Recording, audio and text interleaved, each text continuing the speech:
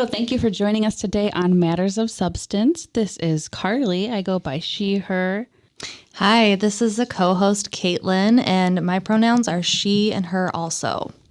And today we have some special guests. We have Simon Anderson Schelling and Ezra Burke joining us today. Hello. Hi. Thanks for joining us.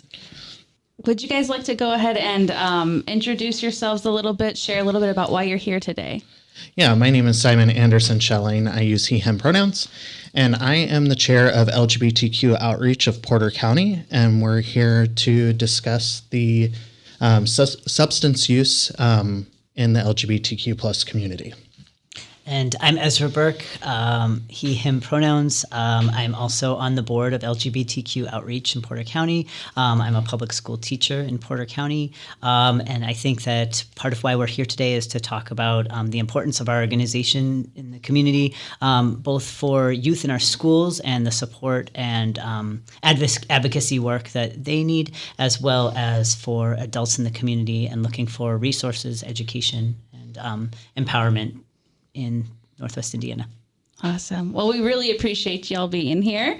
And one of the reasons that I want to make sure to mention today that part of the why for this episode today is that we know as preventionists, and we know from reports from SAMHSA, that people that are a part of the LGBTQ community are at higher risk due to for substance use or misuse, due to prejudice, discrimination, stigma, and trauma. And so as preventionists, it's really important for us to talk about these topics and make sure that we are educating the community as well. So if I think a great way to kind of start this would be, let's share the mission and a bit of history about the organization.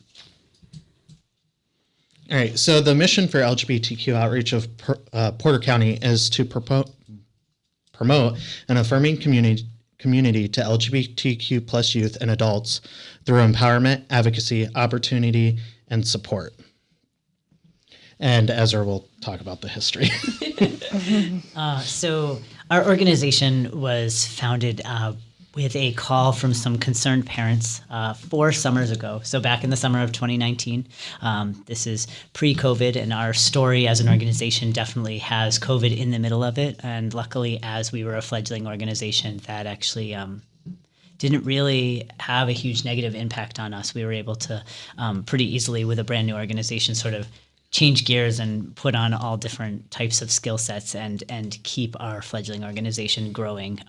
But back in the summer of 2019, there were calls out on social media through a variety of progressive groups that existed on Facebook that there were some concerns for students here in the Valpo schools that were out as LGBT kids that did not have support in their school buildings from their administrators, from their teachers, and further than that, many of them from their home lives. And so the parents who called us together really just asked for people who were interested in being at an initial call-out meeting to show up, to listen, to provide their voice or their experience to things.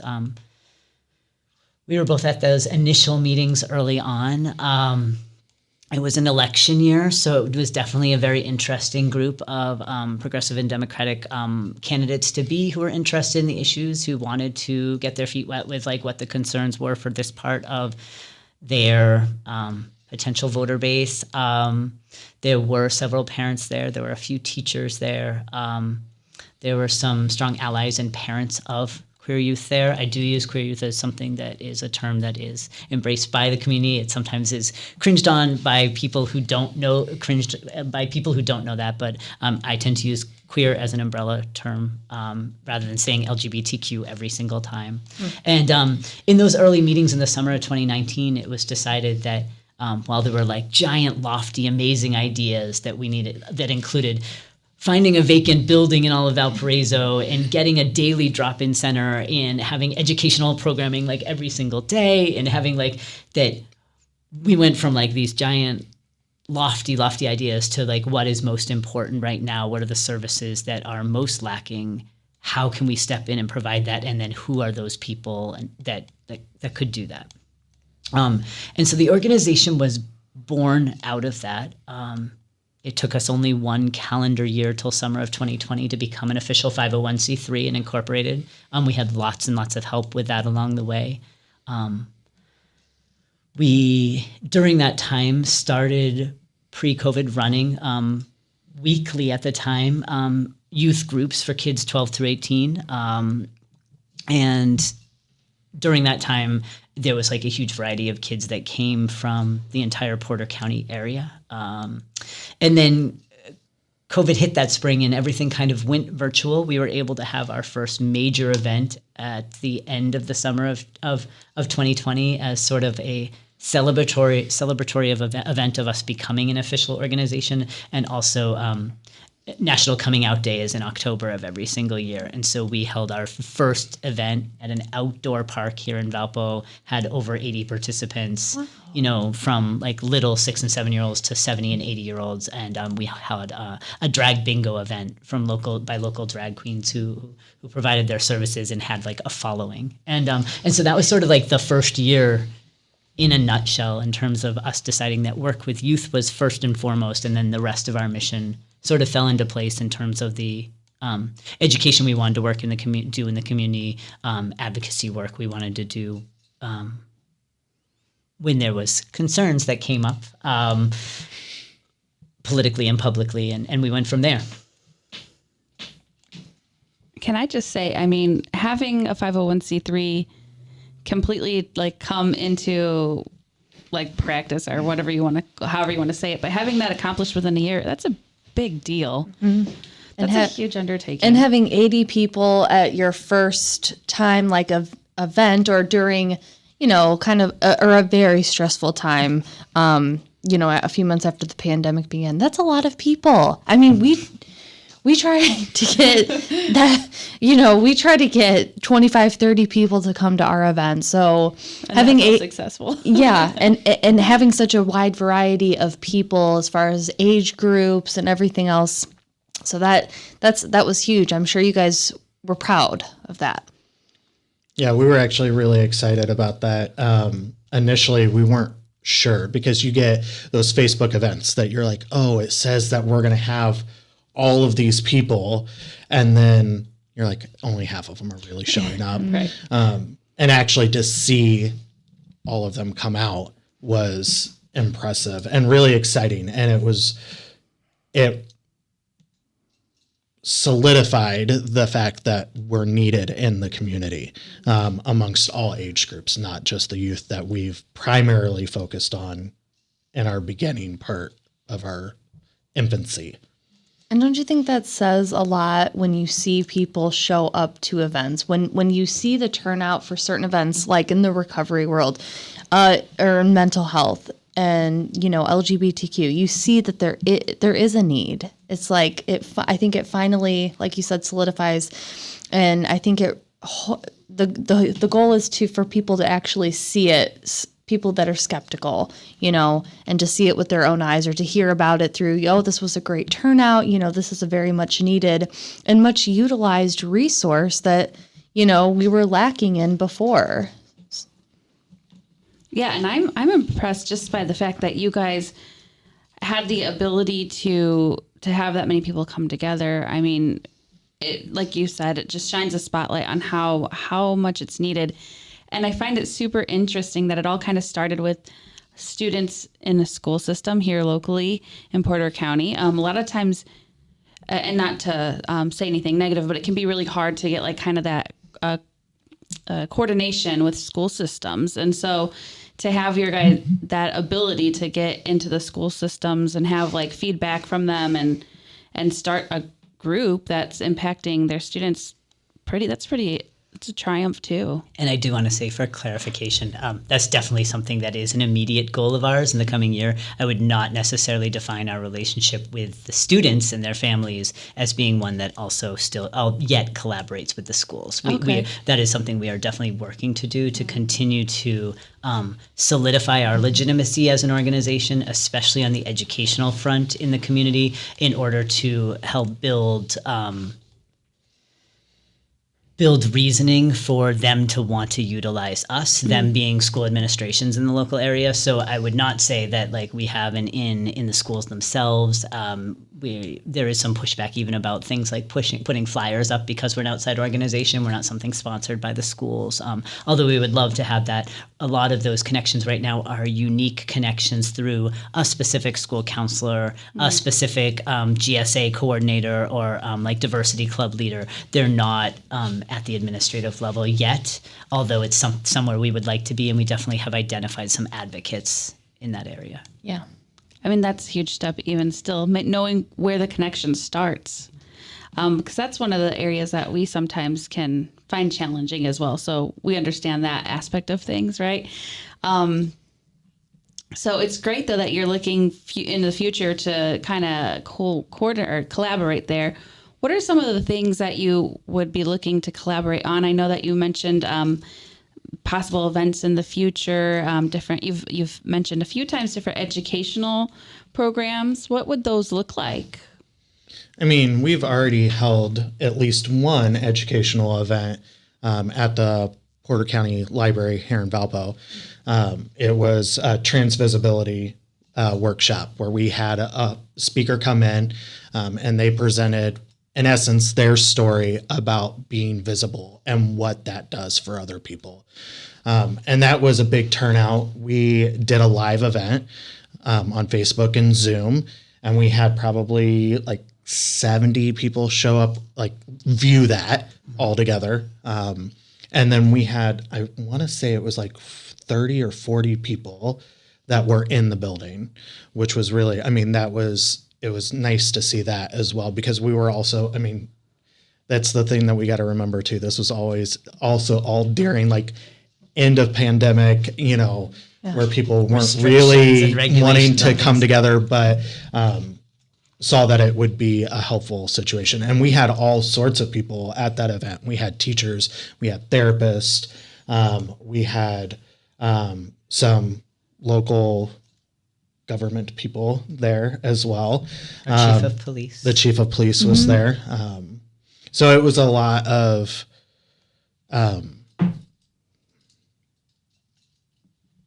it was eye-opening to see how far that information could be helpful.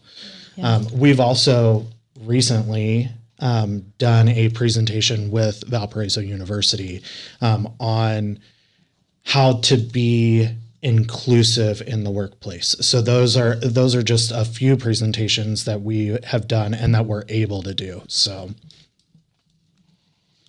And so you mentioned that the transvisibility speaker was a live broadcast. So is that something that people could still take a look at now if they wanted to view the recording? Yeah, it is still up on our Facebook currently. So what's your all's Facebook page? It is LGBTQ Outreach of Porter County. Awesome. And if that is, if we're talking about the same speaker, which I think we might be Megan Buell, we have an episode with her that we recorded that can be listened to and found on our podcast, Matters of Substance. And it is a great episode. And it is on transvisibility. And she normally goes through what was talked about in the workshop and just very helpful tips. And this is going to be it was one of a 3-part series. So we're going to have Megan back on our podcast to further go into those details. So if anyone's interested in that, you can find that on our podcast. So lots of opportunity to listen to Megan. That's awesome. Yeah, she's wonderful. I think that it helps people to really understand that not only are LGBTQ folks like everywhere and are your neighbors and are your coworkers and are your family members, but I think that the sometimes ostracization of trans folks in the public realm gets really like brought home when Megan talks about her full-time job, which is as a elementary school substitute teacher. Like that's what she does all day, every day. And I think that, I think that it's really, really helpful for allies and for the broader community to know that LGBTQ folks are just everyday folks. So yeah, absolutely. So we've talked a little bit about some of like the educational things you've already done. is it fair to say that if somebody listening is local and they wanted you to come out, that you would be able to like tailor something for their audience? Or Yeah, absolutely. I think that in terms of our presentations right now, Simon mentioned the sort of trans inclusivity in the workplace. We've also got a entire outline completed for sort of LGBTQ 101 sort of information. We've been working to tailor that specifically for the schools. That's, that should be solidified by the end of the summer, because the goal would be to hope to be able to offer that to people by fall.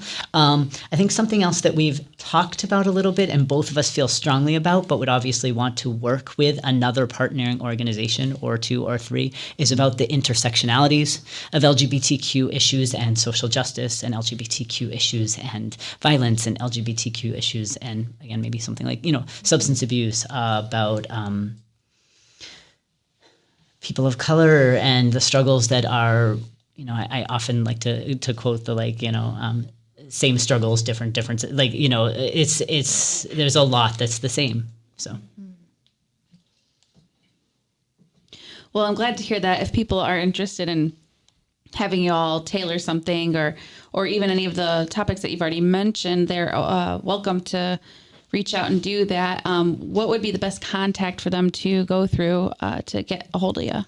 I think that our email address is best. However, social media is definitely monitored regularly as well for private messages. Our Gmail address is lgbtqofpc@gmail.com. Excellent. And we will go ahead and at the end of the episode, we'll repeat those contact informations in case anyone's listening on the radio and is like, oh, I didn't get a chance to write that down. So don't worry, we will repeat it. But so thank you for providing the contact information, because I think it'd be really beneficial for so many people in our community to utilize you guys. I mean, and your resources are free, I'm assuming, correct, right? It's complimentary, or do you have a charge for that? And that's okay. So when we are doing public events that we are hosting and putting on, it is all completely free. It is, open to the public. We want as many people as possible. With the presentations that we've been starting to tailor, we've been asking for a sliding fee donation based on the size of the organization and what they feel comfortable giving. Awesome. Okay. Yeah, I think that's good and fair. And I like that sliding scale. I mean, I think it's important.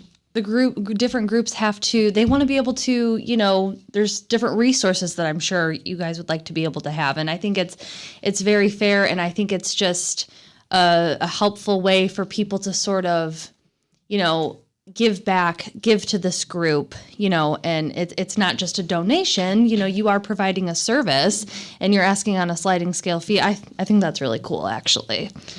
I like that idea. Absolutely. And so we know of some options that are out there now for the community to utilize. I don't think we've really talked much about PRISM, and Simon, you're kind of the lead on that today. So would you mind sharing a little bit about PRISM? Yeah, so the PRISM Youth Group meets twice a month, the first and third Tuesday of every month from 5 to 7 at Trinity Lutheran Church off of Washington Street.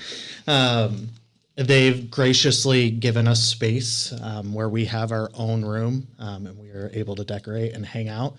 It's a space where, for those youth who are they don't even necessarily have to be experiencing issues, but a lot of them do, where they can come and have a safe space to connect with others and be able to be their authentic selves. I have some of the kids who come on a regular basis who are not necessarily out in public at school or at home. So they're allowed to do that and be themselves, which is really exciting and eye-opening in some ways, thinking about it, of the fact that when I was a kid, that was the same kind of experience that I had, that still, 20 plus years later, we're still dealing with kids who aren't able to be safe. So. And how wonderful that Trinity Lutheran has partnered with you guys, because, I mean, that's a big deal to provide a space. It can be hard to find somewhere that you can utilize without having to worry about, all the rigmarole. Like, when we host events, it's like, oh, you can't have this, you can't do that, and so to have a safe space is really important. That was one of the things I was reading as I was kind of preparing for today's episode, that can be one of the things that put somebody at higher risk for substance use is they just don't have a safe space. And so that's huge. It's huge. And I appreciate that you're doing that.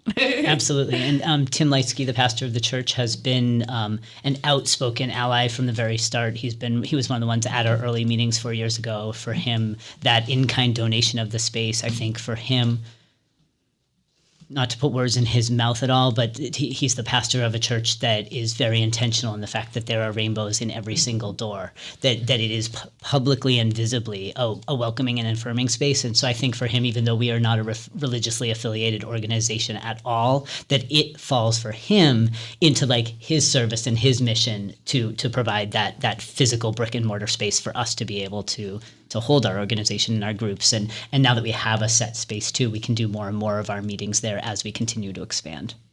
Oh yeah. And it gives you the ability, right, to have a foundation like, okay, well, we know this is our place. And so you can just work things out a little better. I mean, it makes sense. So that's wonderful. We also, I wanted to make sure that we spend a little time talking about the LGBTQ plus community with youth in the schools. I think that's really important. We touched a little bit as we were kind of starting the conversation. But one thing that was specifically mentioned in preparation for this was the challenges. And maybe we can discuss that a little bit, what that looks like. And as a listener, if you aren't somebody that identifies as part of this community, what are some things that you can do? Can we give tips and things for them to utilize skills so that they're making sure they're being inclusive and kind? Anything on that? Well, let's see. I would say let's start with the struggle side of it. And then I always like to start with the problem and then give a solution. So a lot of the struggle that we see, from the youth that are coming to our group is there's a lot of bullying.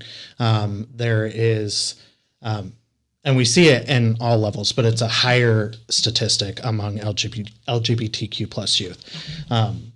You can find statistics everywhere. Trevor Project is an amazing place to find those statistics. They do a survey every year. But what I see not, in the schools that bullying is happening. And what I hear is that they do not feel supported, that there are not people who are stepping up and saying, hey, this is not okay. So that is something that with training and with the opportunities to learn how to engage in anti-bullying and, those type of solutions, that it will help increase, the safety factor with the LGBTQ plus youth. I was just recently, just to jump into that, I was working on our school presentation over the past week. And so I had some of my stats.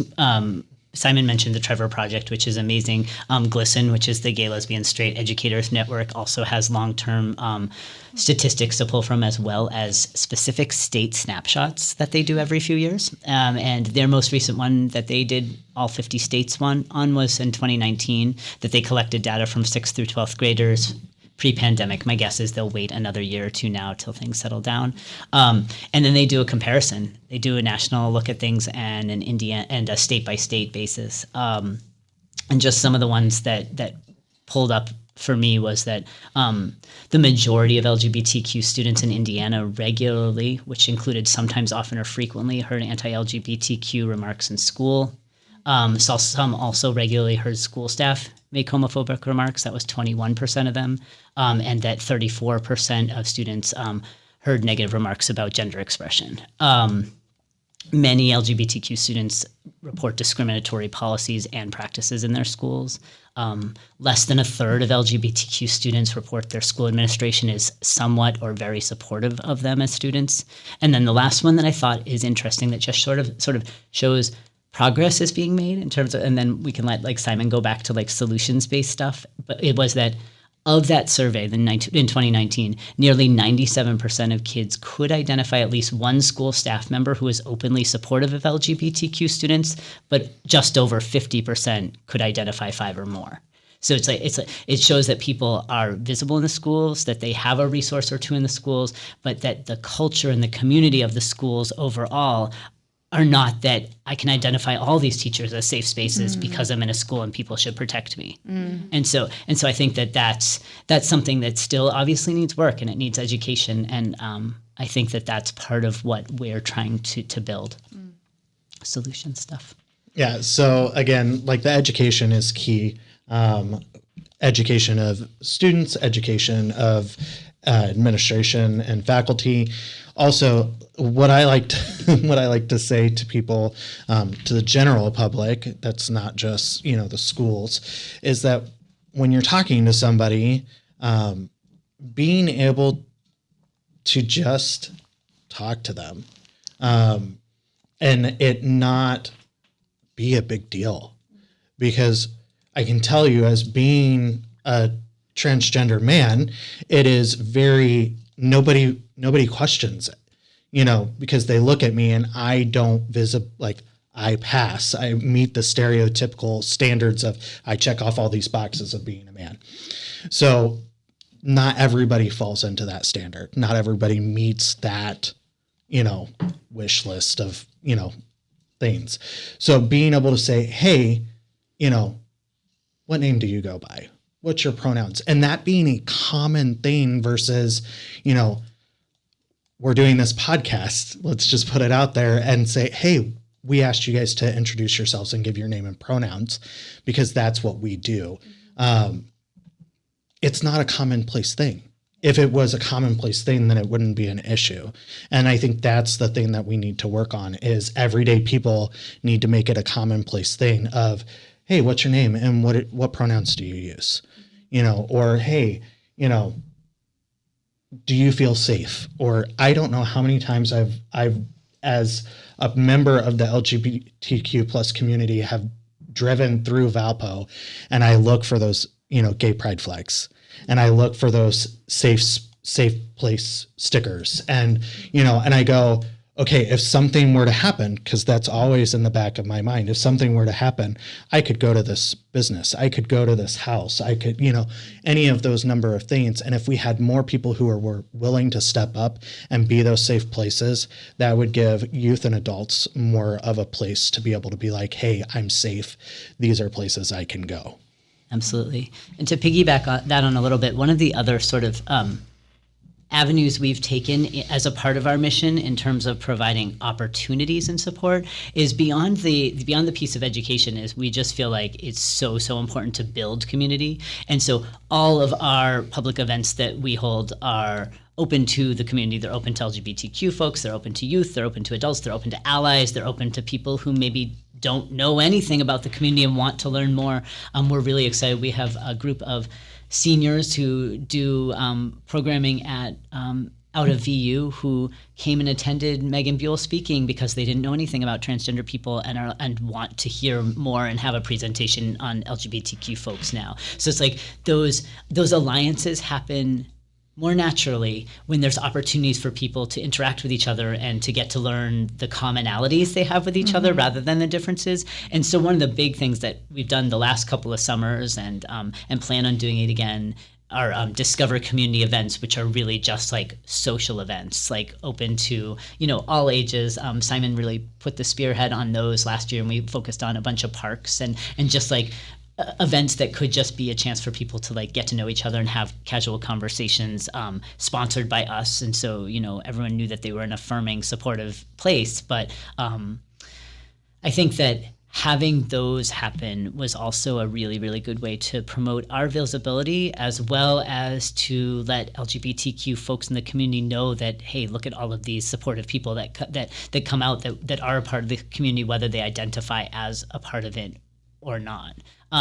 Something that I was thinking about while coming here that I didn't even, talk to you guys about ahead of time, and I'm not sure, in my mind there's intentionality to it, but I'm not sure as an organization we've ever talked about it, but all of our events that we've ever hosted are substance free.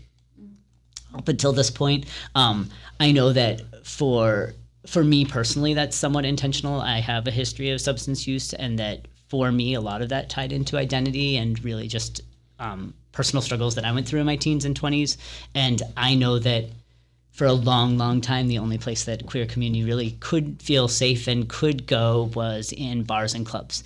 And that is less and less true today. There's actually far less gay bars and gay clubs because people feel comfortable and welcomed going and, being at a club or at a bar with anyone. But I think that our events being not focused around drinking events and not focused around, sort of that type of environment, I think has also really helped people to feel like welcomed and be themselves and not really feel like they have to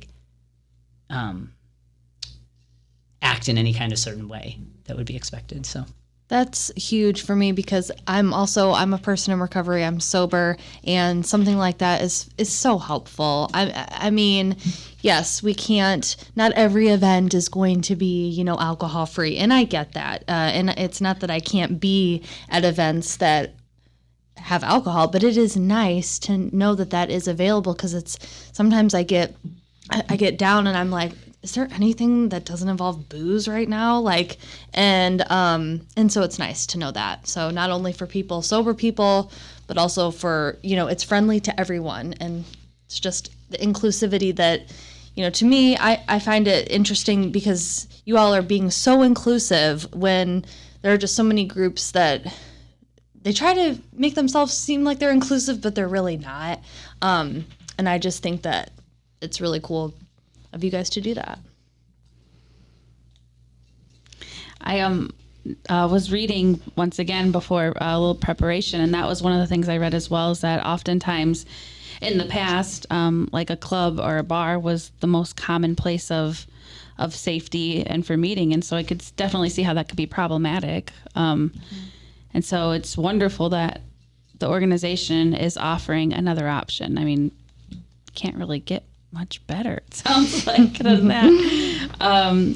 So I know we talked a little bit about the challenges being bullying. I just wanted to make sure that, are we done exploring that, or were there a few more challenges that you thought might be important for our listeners to hear, or can we move on from that when we're talking like school-based? And really any challenges you're comfortable with talking about.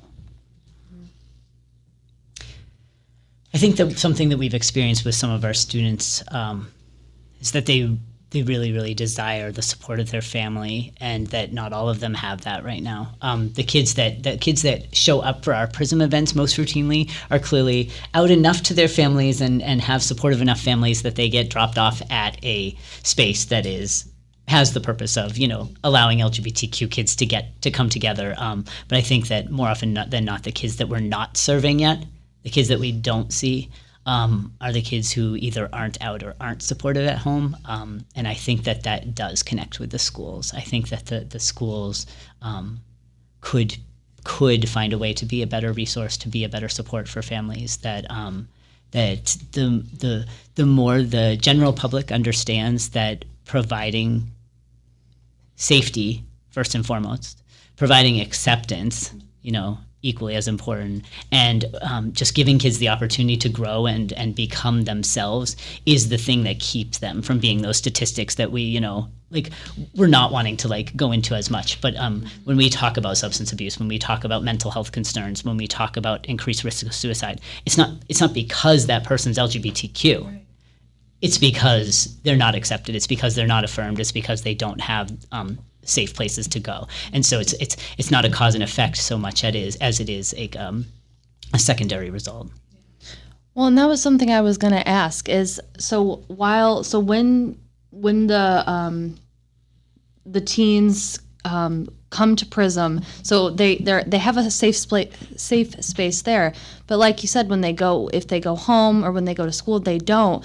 I would I'd be concerned of, how are they coping when they aren't at group, because yes, that is a place for them to feel safe. They can be themselves. And it would break my heart, knowing that they have to go back into an environment where it's not safe and they have to put on a whole different persona of who they are. And that can put is putting so much pressure on them mentally, physically, and it wears on your body after a while. And then, like, you know, if they don't already have some form of healthy coping skills, you know, it breaks my heart, you know. So whatever resources that they can get or whatever tools they can take from, you know, PRISM and apply it into the other parts of their life, I'm sure that would be really helpful for them.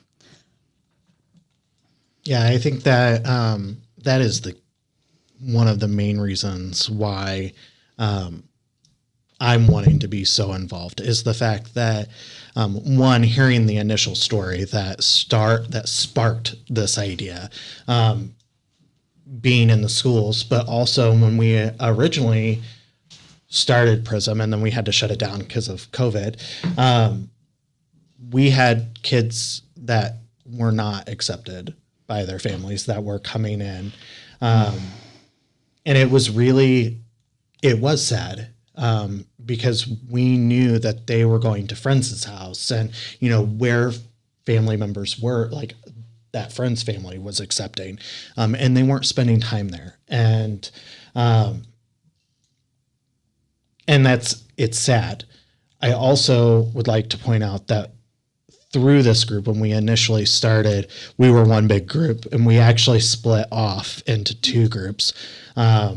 So we have the LGBTQ Outreach of Porter County, and then also there is PFLAG of Valpo. So that's a place where parents can go who may not know, hey, I don't know what I'm doing.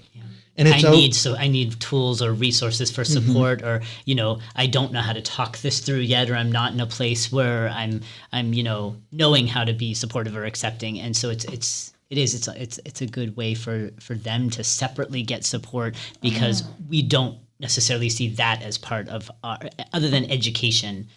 It's not part of our mission to get families on board. Right.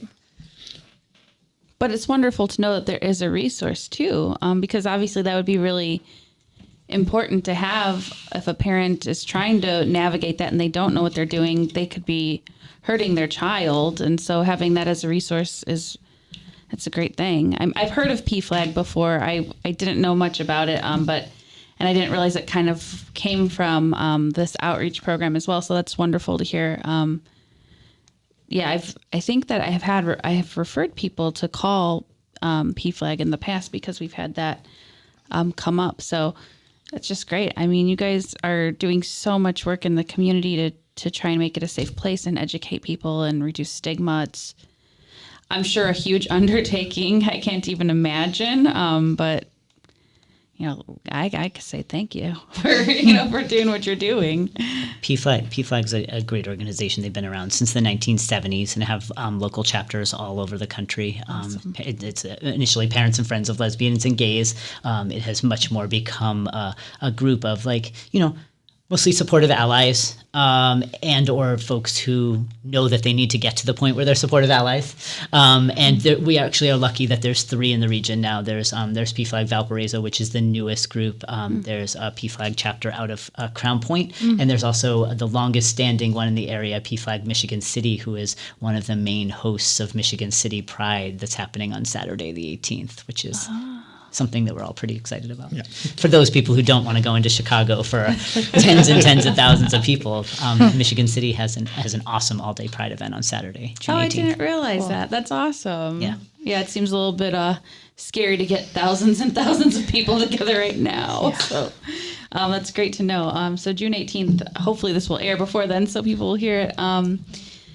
Okay, so I know that we chatted a bit about the school's challenges, and one more thing that I wanted to make sure that we address before we wrap up here is we went into a little bit, I think we've touched base a little on it, but the comorbidity issue. And so could you guys kind of explain, first and foremost for listeners, what comorbidity is, in case they aren't familiar with what that means? We can't have you guys do that? I mean, I can. Would you like me to? I got it.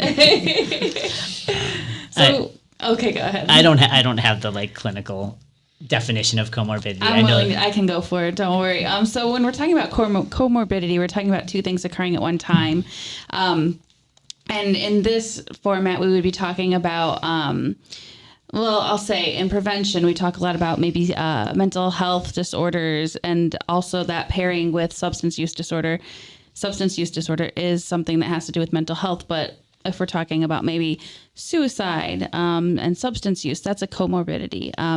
You might also hear the terminology when we're talking about, if we're looking more at like a health-based thing, like diabetes and another physical ailment. Those would be comorbidities. So it's basically two things occurring at one time. So I know that. Thank you. I can't do I mean, I know what comorbidity means, and obviously think that it's a relevant topic, and just couldn't get a good definition on there. So I think that first, what's important is just to reiterate that in this case, that the comorbidity doesn't exist simply because someone's LGBTQ. It exists because of all those other factors involved. Whereas when there's comorbidity on two potentially like medical things, one may cause the other, one may exacerbate the other. And I think that it's also important to note that mental health challenges for all youth has increased incrementally since COVID. As a public school teacher for the last 15 years, like I've watched that firsthand the last couple of years, both in my classrooms and with my own child. So I just want to say that mental health statistics for LGBTQ kids are specifically like heightened right now. I think when you have kids who are at home for over a year and a half to begin with, who don't have support, who can't access community, and then on top of that might feel isolated, might feel different, might feel like they don't have understanding, it definitely increases a lot of those risks. So I mean, I have some of our statistics on here. These are from Trevor Project's national survey as well. I think that it's important to note that there's both, again, like what you were saying, there's problems and there's solutions. So in a lot of these surveys, it's really great because it highlights positives as well as the struggles. So it says that 48% of youth engaged in self-harm behavior in the last 12 months, including over 60% of transgender and non-binary youth. There's a definitely incrementally increased risk of suicide attempts for queer kids. Anxiety and depression is higher for LGBTQ youth. And then I pulled in an interesting one that said that trans and non-binary youth who report having their pronouns respected by all the people they live with have less than half the rate of suicide attempts by people who don't have that respect of their identity. There's more statistics like that in terms of the Trevor Project study, which looks at if a child is supported and accepted, the direct impact that has on those comorbidity statistics. So we look a lot in public school and public education. We look at ACEs, adverse childhood experiences, and we talk about the fact that there can be two kids side by side who have the same amount of adverse childhood experiences, and if one of them has 3 or 4 or 5 supportive and adults, accepting adults in their lives, and someone has 1 or less, the positive outcomes for that child, even with the same trauma, is going to be much, much greater when they're given love and support and compassion.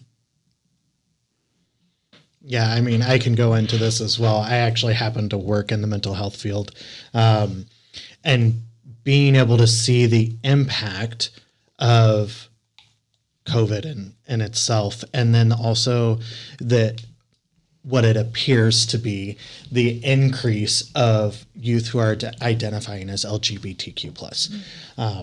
It's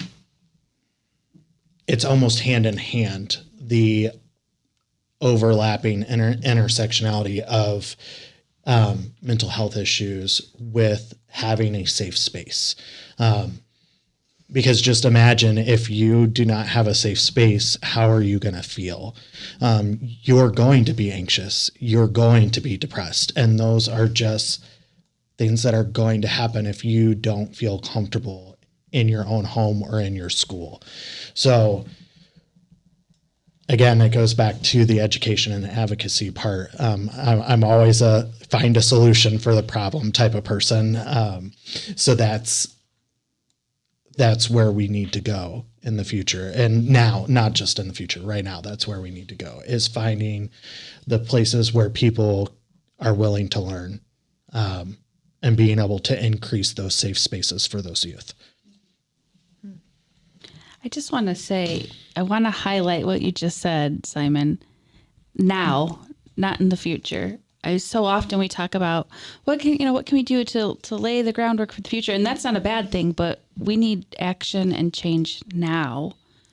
Right. That's exactly what I was thinking when you were saying that. Like, I was sitting here thinking about, okay, this is almost like an epidemic, like, of the harm that could be coming to youth that identify as LGBTQ, like, sitting here, because, like, yeah, where do we retreat to somewhere at the end of a day, or when we're feeling scared or upset, or just like whatever, I have someone to call. I have somewhere to go.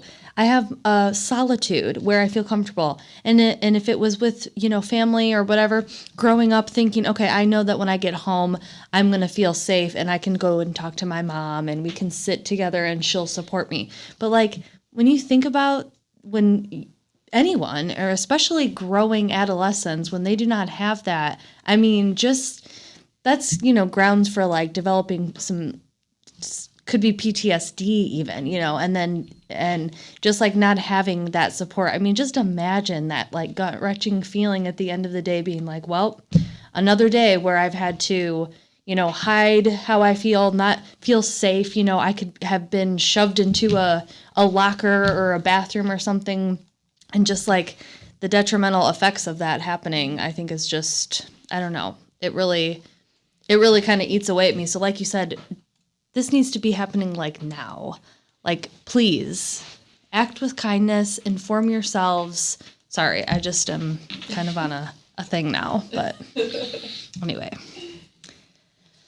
Well, and with that, I want to just make sure there's no final thoughts we'd like to impart to our listeners, because we have reached the end of the show today. I just want to say thank you, because everything you guys have spoken on is very beneficial for our listeners to hear and so important. And so with that, if you have any final things you'd like to share, maybe your contact information one more time would be really great. I think before Simon gives our contact information again and best ways to follow us, something that I think that is really important just for folks in the community to know is that our organization, LGBTQ Outreach of Porter County, really is focused on promoting affirming community for youth and adults. Our longest standing programming and most successful programming that we're both very passionate about right now is PRISM, but we are working more, as we were talking about earlier in the broadcast, to really work on educational programming for allies in the community, for people in the schools, in the mental health field, and that we're also really working on trying to build up community events and programming for adults, so that even though there is the internet now, even though there is social media, so that adults who are looking for affirming space, are looking for community, have face-to-face interactions as well with other queer folks, because again, not everyone wants to go find a bar or a club or an online forum. For some people, it's really important for them to be able to sit down casually at a table, or at a picnic, or at just like something that is a casual event, and know that they can talk about their experiences and be understood. So. Yeah, and then I'll share our contact information. So you can reach us at lgbtqofpc@gmail.com. That is our email. And then you can also find us on Facebook, LGBTQ Outreach of Porter County. Well, thank you so much for joining us today. And for those of you listening at home, thank you for tuning in.